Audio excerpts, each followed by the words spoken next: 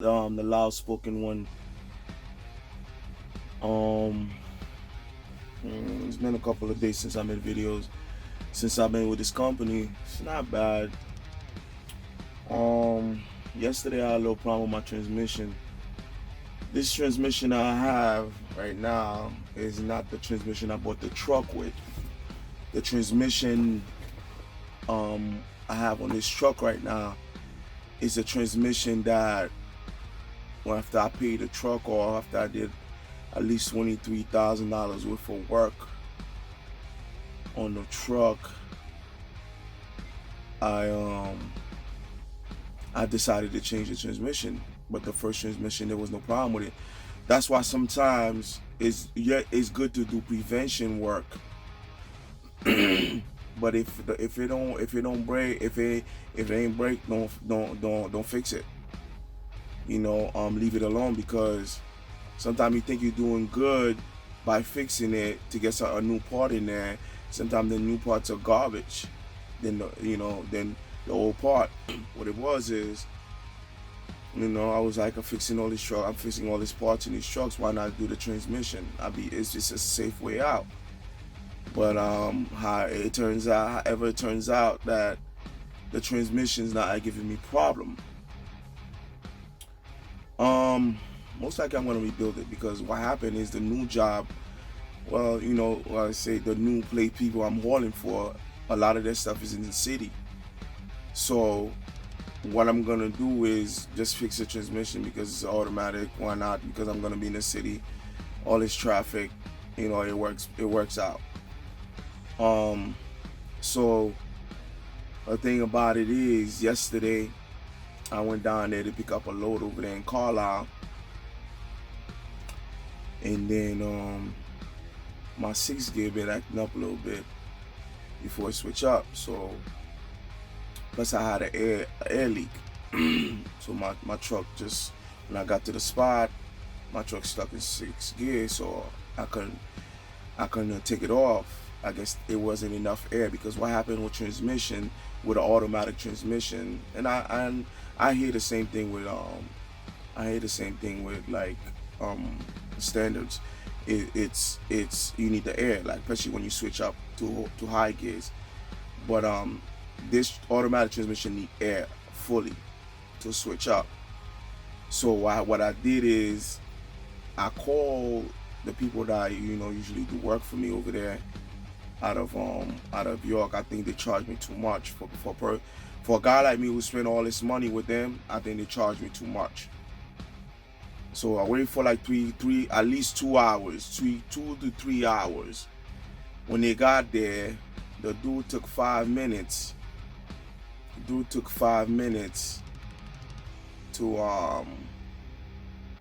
fix it, and then he charged me $350 something. They out of Gettysburg, because I guess they moved to a new location. Instead of like a company owning the mechanic shop, now it's a one owner. Steve is a good guy and everything, but the thing is, I know you gotta pay for the mileage, but $300 something, $350 something for 5 minutes worth of work. So that's part of the game when you don't know how to do small things in your truck. You find a leak, you didn't even wait to find more leaks. You just ready to go, and then you charge me $356. I'm not gonna name the business name. I'm not that type of person. These guys, to me, they're still good people. I just want them to let them do work for me no more. And so anyway, so when he fixed the leak, the air started building back up strong. So I had a friend of mine who had an automatic Volvo. I called him up. He's like, yo, disconnect the battery. So it's something you need to learn. Once I disconnect the battery, it's like the computer reset itself. But the thing about it is, you need to understand, if you're driving an automatic and you're having major air issue, it's good that you fix it, because what's gonna happen is, the way it's not gonna build air, it's gonna build air for you to drive around. But after a while, if it's really bad, because usually when you get an air leak, it usually get worse. It depends where too. So it's gonna interfere with your transmission, because your transmission needs full air to switch the gears, and it's already giving me problems. So when it built the air, and I noticed the same thing, so call my friend up. My friend turned around and said, "Hey, just disconnect the battery, and then it should reset itself." And then this is what happened. Most likely I'm gonna rebuild. Like I said, I'm gonna rebuild it, because like I said, where I'm doing what I'm doing right now, I'm gonna be in the city a lot, and I don't need no damn standard. I'm not gonna lie to you. You know what I'm saying? I do, like I said, I want to own, when I want to get that truck that I really want. That's like my final truck that I'm always gonna have and make it look nice and pretty. I want it to be like a 13-speed, but I don't know yet. If I'm still with these people, which is these people pay decent, most likely I probably will. I might just do it in automatic. You know what I mean? So basically that's what's going on. Whatever. Me running for these folks, they okay. They not they're not bad.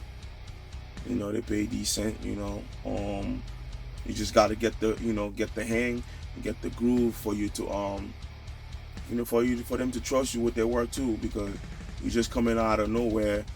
You tell them you could run, and you just gotta prove to them that. And then I always tell people that. I always tell people, hey, listen, when you first started with these folks, you gotta prove yourself. I don't care how long you've been in this trucking industry, how long you've been running. You gotta prove yourself, because to them it's all talk. When you put in the work now, then they're gonna start blessing you with, with steady work, whatever. But I'm not gonna say like they're not giving me good work. They're giving me good work. It's just, they got a lot of dedicated accounts, and I kind of want a piece of that. So, like I said, no matter what, at the end of the day, even if it was my kid, it was my company, he still got to prove himself. So it's the same thing. I have to prove myself. Anything else? I don't know. That's basically it. I'm trying this. I have a great feeling about it. They're telling me in June to November, that's when they're really busy. Right now I'm hauling, their main thing is reefer anyway. Right now I'm hauling my driving with them. They tell me there's certain things I gotta take care of my insurance before they actually, put me on a lease me a reefer. So that's practically it. They got a lot of work where you running during the day. I don't really like running during the day, especially up here. I like to run during at night. So, I'm trying to, like right now, I'm in Cheshire, Connecticut. I dropped the load there this morning. So now what I'm gonna do is I gotta pick up a load in New Hampshire, and I'm gonna run it across to New York, upstate, pick up something, come back down PA, then pick up something to come back to Cheshire. It is what it is. They don't really mess with you with the fuel, but I explained to them like, hey, this is what it is. I need the fuel events right now, or I'm gonna have to get brokers work that give me fuel to go back up there and then pick up. So they was like, oh, okay, well, we'll work with you or whatever for a couple of weeks or whatever. So, I'm trying to make the best of it. I have a great feeling about this. Like I said, it's you proving yourself to these folks you can run. Point blank period. That's basically it. So that's what I'm gonna do. Prove myself. And anything in this world, ain't nothing easy in this world. You know what I'm saying? Is you guys gotta prove, you gotta constantly prove yourself. Ain't nobody, like I said, even if it was my kid in my business, he wanted to, I'm training him to take over, or I'm training him so he could go and work and have that discipline. I still would have to put him through it. I still would have to test his heart to see, can he handle the pressure or whatever. It's the same thing when you walk into somebody's facility and you're like, yeah, I'll run. And they're going to be like, oh, yeah, you run? Okay. They're going to put you to the test. And believe me, they're not going to give you their best work at the beginning. You know what I'm saying? They're gonna give you the shitty work. And like I said, their work is decent. I'm not complaining. It's better than what I was doing. Because you got to understand, if I come up here, not even 300 miles. I came with 8, and then I'm going over there to pick up the other piece for another 8, and go and then come back up. So I mean, it's okay. It's okay. Like I said, I started. I was doing worse when I was out here trying to grab some brokers' work, and it was a headache. But these dudes, like I said before, they let you get close to their private customer, their steady work. They're gonna put you to the test. And you guys need to understand that when you get into this business. Like just so when you come out of school, somebody take you in, they're gonna test you. If you can't afford it, you got a bunch of bills, you might want to grab your local job first. If somebody's hiring in your local town, take it. You're gonna be home close, and then you don't have to spend the money while you're out there to eat and all that stuff. You know what I'm saying? So if you're not ready for it, don't come out here, because especially these big companies, just a number to them. So if you're a number, and I promise you, they're not gonna put you in among all the guys who run for them. They're gonna put you, hey, this is a new guy. So let's test him a little bit before we give him some good. And then yes, your pocket will suffer for that. It sucks, but your pocket will suffer for it. So what you do is, if you know you can't handle that, and that's what happened to me at first when after I came out of school, I went and rocked with a big company, and had a newborn, and the bills was due, and I had to get them paid. So I went back. I spent a couple of weeks out there. I went back, and then and I got me a local job. I was doing garbage. I did garbage for like 5 years. I loved it too, but it's a wear and tear. It's a wear and tear on your body, where you could get some permanent damage done to you, whether it's your back, whether it's your knees, whether your elbows. You know what I'm saying? I remember I think it was the second day or the first day I went in, not because I had a license, I had a route when I first started. First of all, I started on a day labor. They put me on there. The guy told me he was gonna hire me. He was a nice guy. Told me he was gonna hire me, but they had to hook me up with the day labor stuff. And I went in there, you know what I'm saying? And I was slinging garbage. I think it was the first day or the second day, I got hit with a bar on my funny bone, and it cut it. And it was no big deal, keep on going. It wasn't that bad. You know what I'm saying? That's why people don't understand. I know, the new day and age, people don't understand. You gotta put in work, and you're not entitled to nothing. You just still gotta put in work no matter what. And it takes discipline to understand that. And I had a Class A, and I was hanging in the back of that truck.